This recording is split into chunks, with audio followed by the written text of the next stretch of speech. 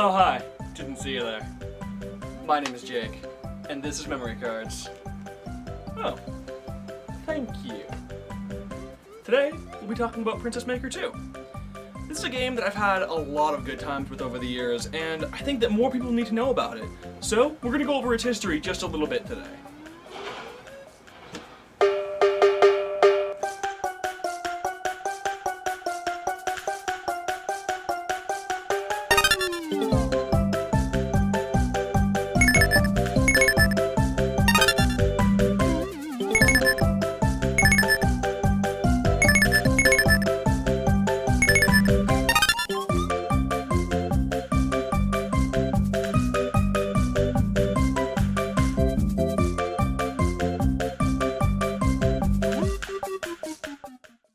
Princess Maker 2 was released in 1993 by famed anime studio Gainax. Yes, that Gainax.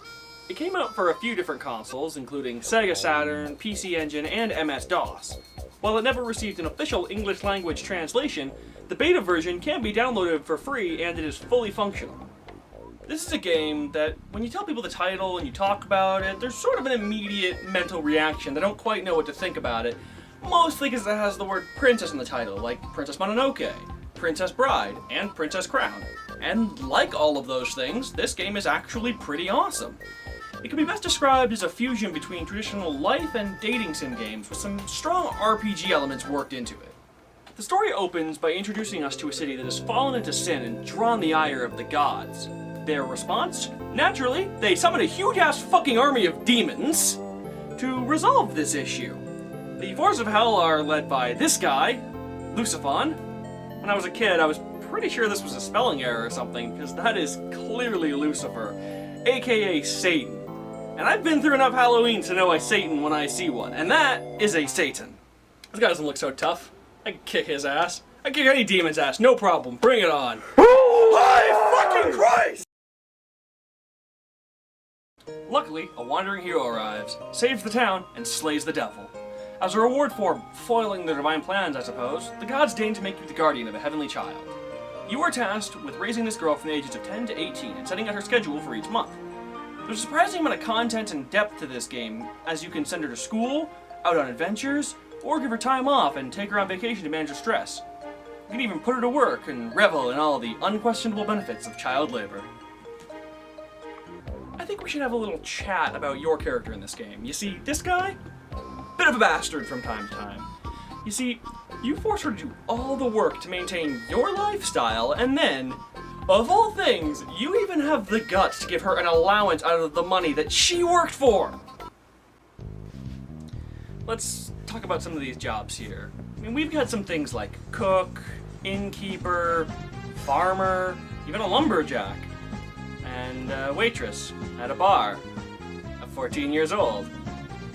But don't worry, I mean, she needs to be 16 before she can be a cabaret dancer. Welcome in cabaret, your cabaret to cabaret. Like any responsible parent, you can sit your daughter down and have a little chat. My bust size is only average. That is a weird thing to say to your father. Don't say that! I know what you're thinking. Are there any activities you can do with your daughter that don't involve awkward conversations? Why, yes there is. You can go shopping. You can outfit your daughter with special armor, weapons, and a huge variety of pretty dresses.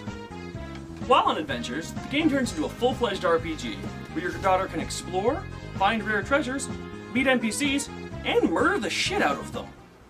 What do you mean you got caught? Keep disappointing me like that and you'll have another run-in with these guys. If your daughter gets tough enough, she can even kill the frickin' God of War at like 12 years old. She takes this stupid three-bladed sword thingy.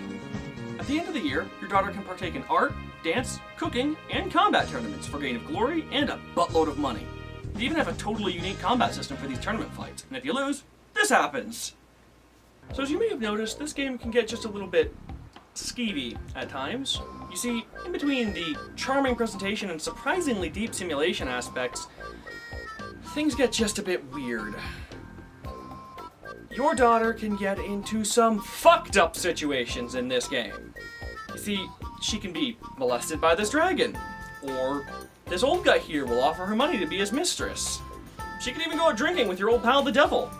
And if you object to any of her life choices, she'll basically tell you to fuck off. There's even a cheat that allows you to unlock a special outfit, the oh-so-cleverly named Undress. Look, I'm gonna try and defend this game in a minute here, but wow, it does not get any more blatant than this. But don't worry too much. I mean, she's not completely naked. She's got a little bow. And now she's ready for the big formal dance. You are the dancing queen, young and sweet. Oh. And now we come to one of the more well-known and unnerving aspects of this game. You see, among the many suitors your daughter can choose from, there is a young dragon, a handsome prince, a wizened king, her loyal butler, and you! Yes, you, her fucking father! I mean, okay, not her blood father or anything, but just... No! No! No! This has become so prevalent that it's now a staple in the series and appears in every game. And the path to get there is one of the darkest things I have ever seen in a video game. You basically have to shut her off from all human contact, never let her have any friends, any career, go to school, and just groom her to be your child bride. Holy shit. That's pretty fucked up. But, all that aside, fun game. Unfortunately, Princess Maker 2 is the only game in the franchise that ever even came close to a English language release. And I can scarcely say that I've never played anything like it. There is, however, Hanako Games. Hanako Games is a company that's been trying to replicate the Princess Maker franchise for the past decade or so now, and oh god, that just looks terrible. To be fair, they've stepped up their game a bit in recent years and released a flawed but still enjoyable game in the same vein called Long Live the Queen. So I've talked a lot about some of the darker aspects of this game, but to be honest, that's only because it's too funny not to mention. Look, I know what you're all thinking, and let me be very clear about this. This is not a hentai game. This stuff wouldn't be novel or interesting if it were. It's a perfectly normal game with releases on major consoles such as the Sega Saturn, PS2, and even the SNES of all things. The weird stuff is, overall, pretty uncommon and easy to avoid if you're not interested in it. The series would continue for another 3 installments with gameplay intact, but much of the objectionable content removed, as the new artist, Tenhiro Naoto, was not comfortable with the subject matter. A hang-up that the previous artist clearly did not have. There's a lot to like about it too. To start, the art is really cool. It has that dusky, early 90s anime look that I found very appealing. And the music. Do you hear this shit right now? It's fantastic. In fact, the whole game just looks and sounds great for its time, and it's just loaded with content. There are so many random events that you can experience, and dozens of paths that you can go down, be it warrior, mage, artist, housewife, and so on, that allow for a variety of different playthroughs that are all completely different every time. There are 74 possible endings, each with a number of variables, including who she marries and what occupation she takes. My first princess was a high-class prostitute. The gods weren't exactly pleased with that, but I can't imagine why. I mean, she was a high-class prostitute. Princess Maker 2 is completely free. This is a game I've been coming back to on and off for years now, and I recommend downloading it, giving it a playthrough, and seeing if you like it as much as I did. It's quick, it's fun, and it's surprisingly rewarding once you get a handle on the mechanics.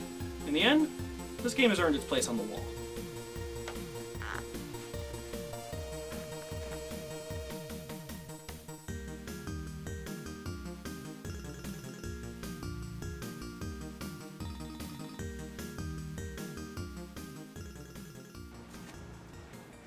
You know, this turned out to be a pretty great day.